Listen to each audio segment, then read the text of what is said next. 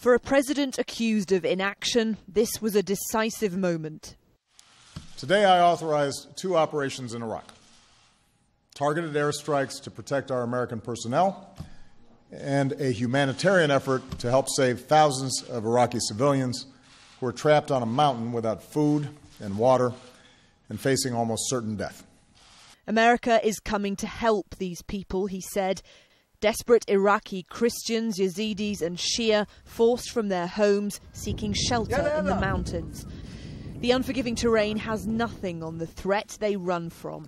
The group formerly known as ISIS, now the Islamic State, whose message rings far and wide: convert or be killed. The US says the situation threatens to become a humanitarian catastrophe, which is why President Obama ordered an aid drop on Mount Sinjar in the early hours of this morning. In recent days, Yazidi women, men, and children from the area of Sinjar have fled for their lives. And thousands, perhaps tens of thousands, are now hiding high up on the mountain with little but the clothes on their backs. They're without food, they're without water, people are starving, and children are dying of thirst. Earlier in the day, the president met his national security team to discuss the situation, which is undoubtedly urgent. Outside the White House, there were desperate calls for action. Islamic State fighters continue to spread mayhem and fear, taking 14 towns in 24 hours.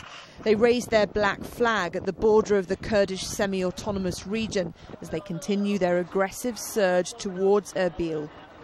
The US may have authorised airstrikes, but that shouldn't be read as war. The president was very keen to point out that those strikes were to protect US personnel in Erbil. The Obama administration mantra is very clear. There is no US military solution to the problems in Iraq. But if this is the start of a genocide, they may be forced to stick to their other rule, that the world cannot sit by and watch it happen.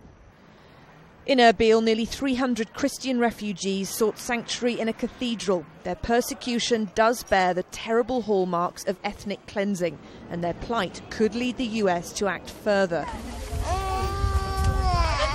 But the long-term hope is still that the divided Iraqi government can save its own country. This is, after all, a US government intent on ending wars, not starting them. Amanda Walker, Sky News, Washington.